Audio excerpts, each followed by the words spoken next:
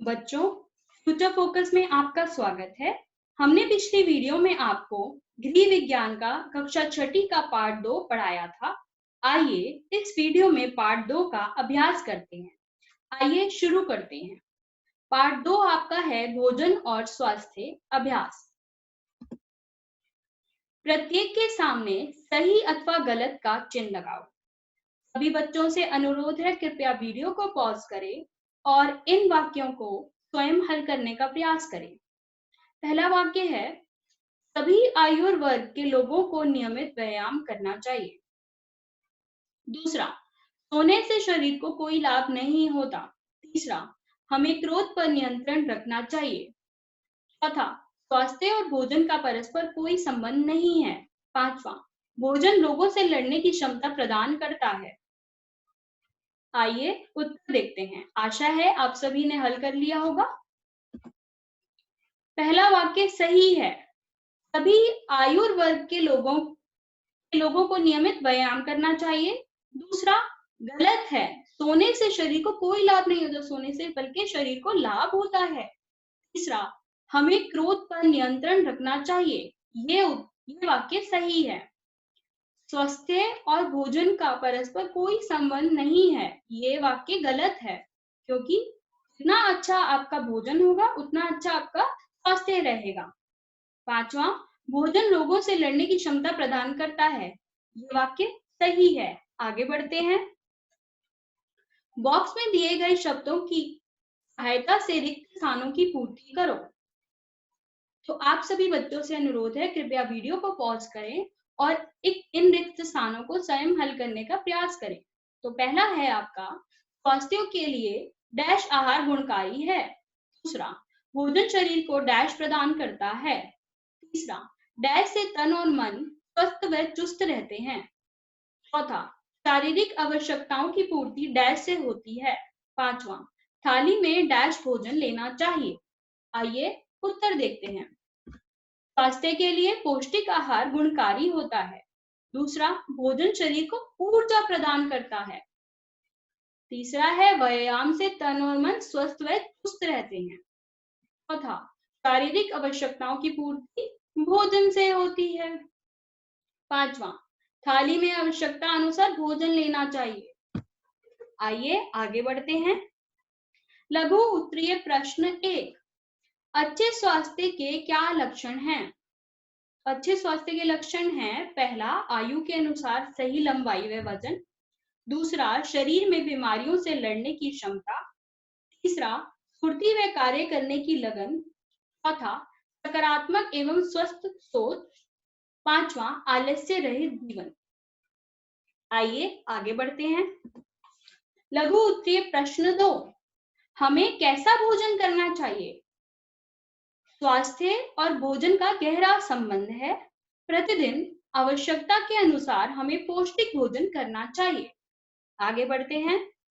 लघु उत्तरीय प्रश्न 3, व्यायाम करने के क्या लाभ हैं? उत्तर, नियमित व्यायाम करने से शरीर ऊर्जावान, तरोताजा, स्वस्थ और सुडौल बनता है। मांसपेशियां विकसित होती हैं तथा शरीर की कार्य क्षमता में वृद्धि होती है। आगे बढ़ते हैं। लघु उत्तरीय प्रश्न 4, कोई ऐसी 5 आदतें लिखो जिन्हें आप अपनी दिनचर्या में अपनाना चाहेंगे। आदतें जिन्हें हम अपनी दिनचर्या में अपनाना चाहेंगे हैं, पहला, प्रातःकाल समय से उठना व शौच आदि जाना। दूसरा, प्रातःकाल स्नान करके स्वच्छ कपड़े पहनना। तीसरा, समय पर भोजन करना। चौथा, अपने कार्य स्वयं करना। पांचवा, कार्यों को उचित समय पर करना। छठा, बुरी आदतों से बचना। सातवां, क्रोध व ईर्ष्या पर नियंत्रण करना। आप इनमें से कोई भी 5 आदतें लिख सकते हैं। आगे बढ़ते हैं।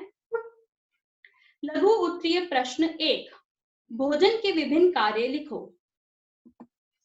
भोजन ऊर्जा और पोषक तत्व प्रदान करने के साथ साथ और भी अनेक कार्य करता है। तो भोजन के कार्यों को 3 भागों में बांट सकते हैं। भोजन के कार्यों का पहला भाग है शारीरिक विकास, दूसरा है मानसिक व मनोवैज्ञानिक विकास, तीसरा है सामाजिक व सांस्कृतिक विकास। आइए आगे देखते हैं। शारीरिक विकास में 3 बातें आती हैं। एक, शरीर को ऊर्जा प्रदान करना, नई कोशिकाओं का निर्माण व क्षतिग्रस्त कोशिकाओं की मरम्मत करने में सहायता करना। दूसरा, शरीर की निरंतर वृद्धि व विकास करना। तीसरा, शरीर को सुचारू रूप से चलाने व बीमारियों से बचाव में भी सहायता करना। आगे बढ़ते हैं। दूसरा, भोजन का कार्य है मानसिक व मनोवैज्ञानिक विकास। रोता हुआ बच्चा जब नवजात शिशु माँ का दूध पीता है तो वह आनंद के साथ सुरक्षा का अनुभव भी करता है। तीसरा भोजन का कार्य है सामाजिक व सांस्कृतिक विकास। विभिन्न जातियों, वर्गों, धर्मों और राज्यों के लोग जब मिलकर भोजन करते हैं तो वे एक दूसरे की परंपराओं और रीति रिवाजों को समझते हैं। आगे बढ़ते हैं। लघु उत्तरीय प्रश्न 2, स्वास्थ्य संबंधी अच्छी आदतों का विस्तार पूर्वक वर्णन करो। तो पहली आदत है हमें अपनी दिनचर्या बदलनी चाहिए। पहली, दिनचर्या।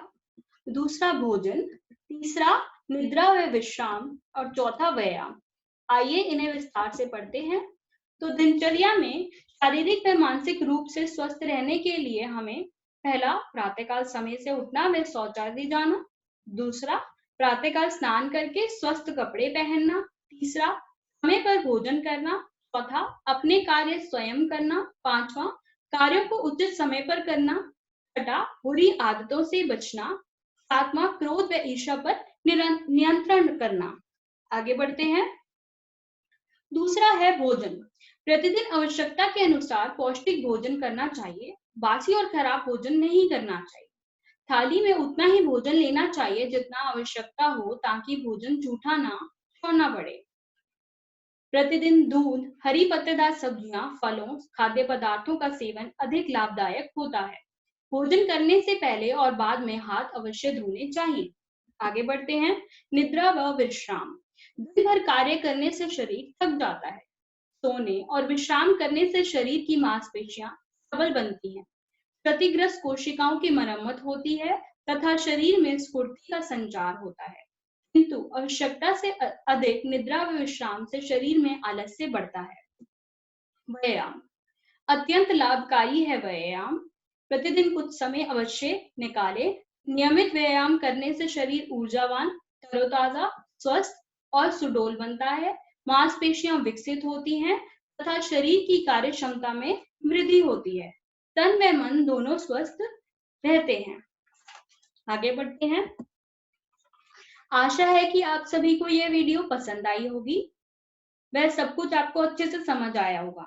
आपसे अनुरोध है, कृपया हमारी वीडियो को लाइक करें, चैनल को सब्सक्राइब करें तथा हमें फॉलो करें, ताकि आगे आने वाली वीडियो आपको अच्छे से दिख सके। धन्यवाद। आपका दिन शुभ हो।